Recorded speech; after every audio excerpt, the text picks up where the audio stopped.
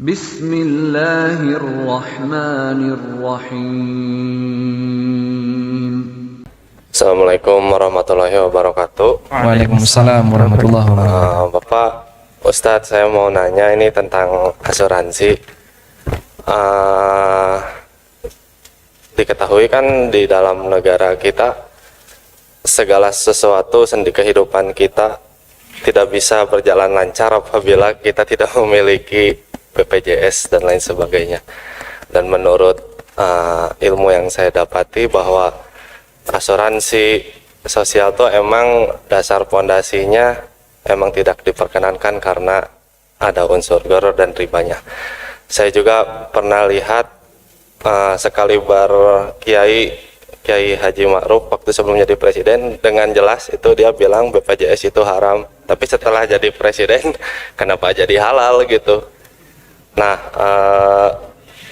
bagaimana menurut Bapak sebagai cendekiawan Muslim untuk solusinya gitu, selain tadi walaupun BPJS seperti asuransi sosial, tapi kan yang bisa menerima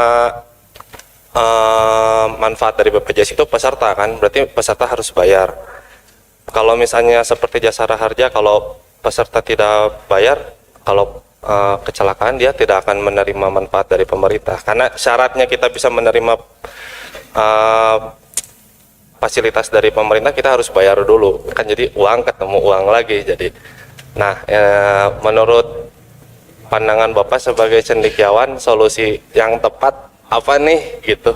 Karena sekali wakil presiden kita aja saya jadi bingung gitu harus ngikut yang mana ini, karena saya rasa saya sebagai pengusaha emang saya merasa terbebani lah dengan BPJS ini, karena transaksi nilai tambahan yang tidak ada timbal baliknya bagi saya, dan aktivitas perusahaan saya agak terhambat gitu, harus keluar lagi biaya BPJS ini gitu. Karyawannya berapa, Mas?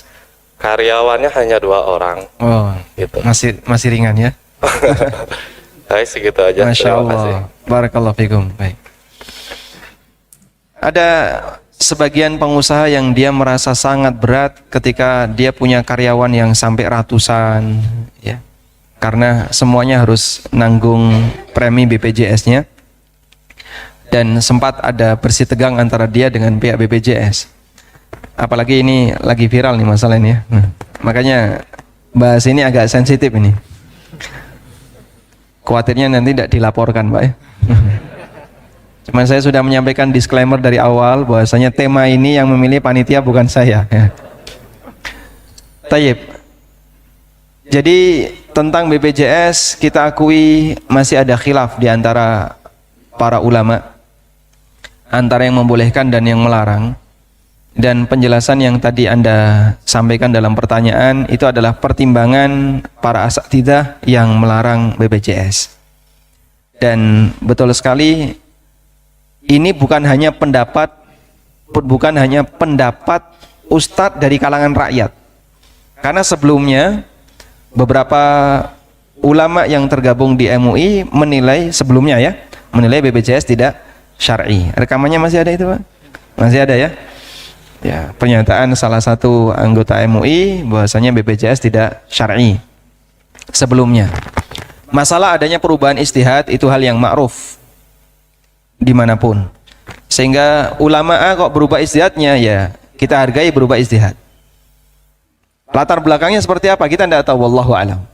Namun kita selalu husnudzon dengan para ulama yang melakukan perubahan ijtihad, sebab al-ilmu la ya'riful jumud. Yang namanya ilmu itu tidak mengenal istilah jumud, mandek. Kita terus belajar, dan dari proses belajar itu kadang kita menjumpai hal yang baru sehingga memberikan pengaruh kepada perubahan pendapat. Bagian ini yang perlu kita sadari terkait adanya perubahan pendapat oleh sebagian tokoh di Indonesia. Tapi terlepas dari itu semuanya, bahwa yang namanya asuransi yang diselenggarakan oleh pemerintah ini jelas lebih ringan kasusnya dibandingkan asuransi yang diselenggarakan oleh swasta. Lebih ringan kasusnya dalam arti begini, unsur komersilnya tidak sebesar yang terjadi pada lembaga swasta, unsur semangat komersilnya. Sementara kalau misalnya ada kebijakan dari negara untuk semua kepengurusan administrasi ada syarat seperti ini, bagi sebagian orang terasa berat, bagi yang lain sudahlah saya ikut saja. Itu pilihan dari masing-masing. Itu pilihan dari masing-masing. Sehingga ini tidak mempengaruhi di posisi hukum BPJS halal ataukah haram. Karena pemerintah misalnya kok mewajibkan itu, dan andaikan kita jatuh pada pilihan halal, kan berarti tidak ada masalah. Cuman apakah Anda mau bayar premi ataukah tidak?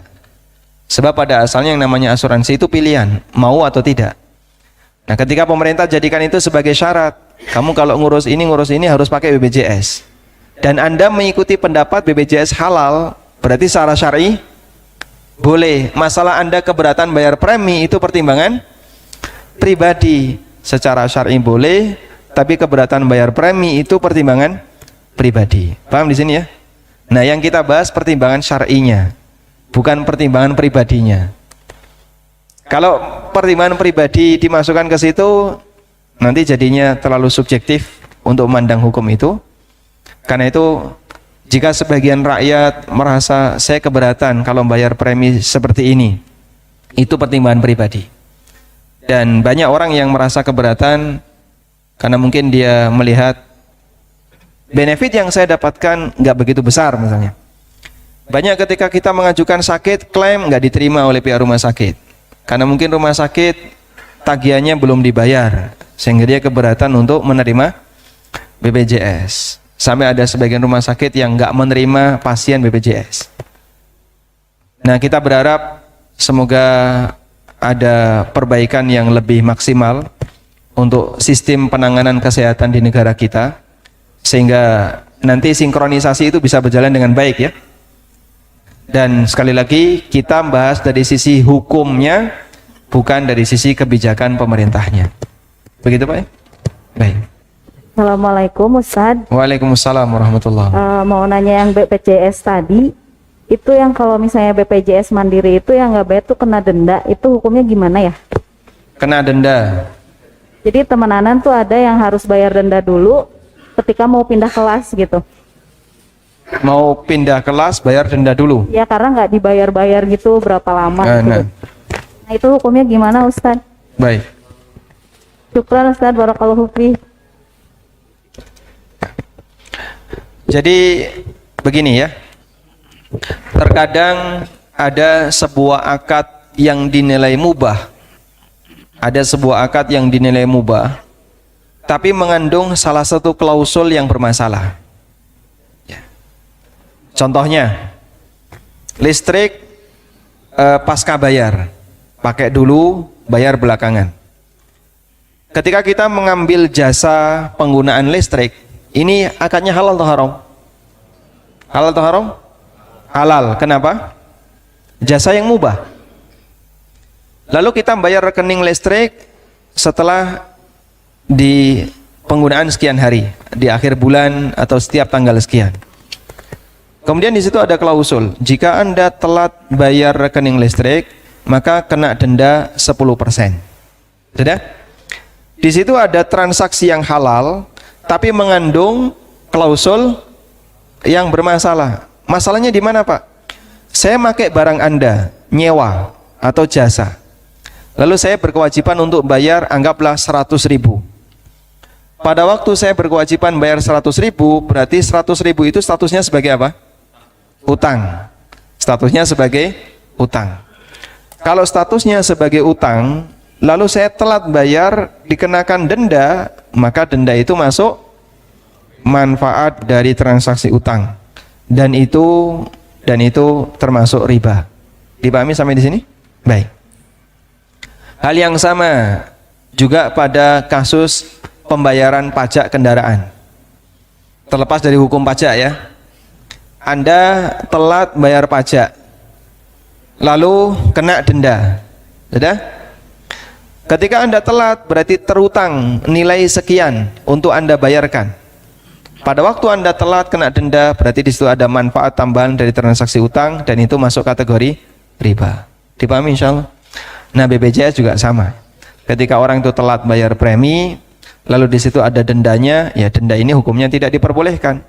Karena denda di sini masuk dalam kategori manfaat dari transaksi utang. Wallahu a'lam.